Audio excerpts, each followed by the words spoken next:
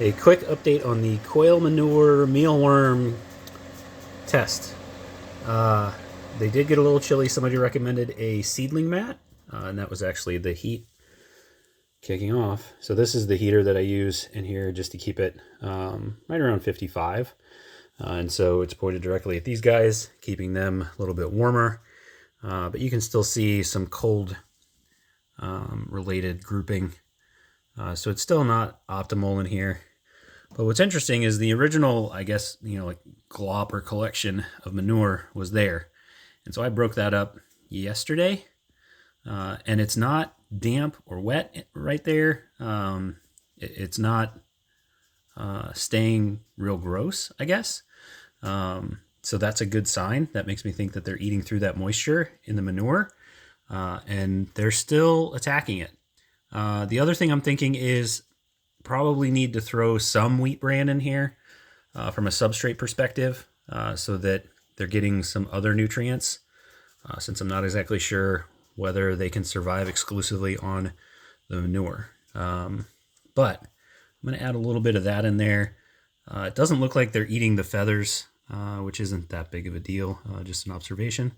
But yeah, there's not any die-off in here. That's the other thing. So I don't see a ton of dead mealworms. So that's a good sign. I don't know what protein content is in the quail manure. One of the things I've noticed with other experiments like chicken, if I give the mealworms nothing but chicken, they tend to get over-proteined and start dying off. When I mix that in with other things, they do a lot better. So varied diet for anything is probably really good. So that follows here for mealworms. But it's looking good. I will get a glove and get in here and mess around with a little bit. Again, checking for pockets of moisture. I'll record that one.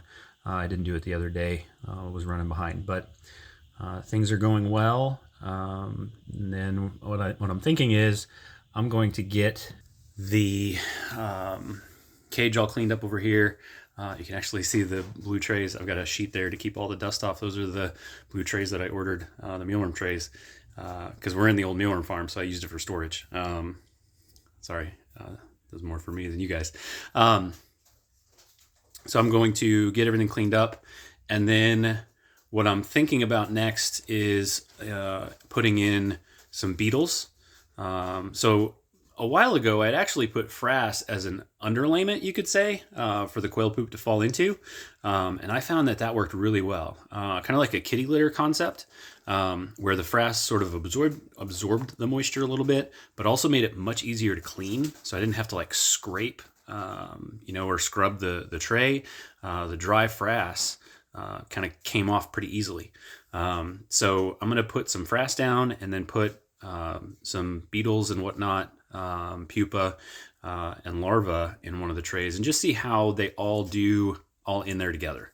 Again, monitoring for buildup of the manure or anything else that might go on. So that's, I think, the next iteration of this, along with adding some wheat bran to this, and just continuing and seeing how it goes.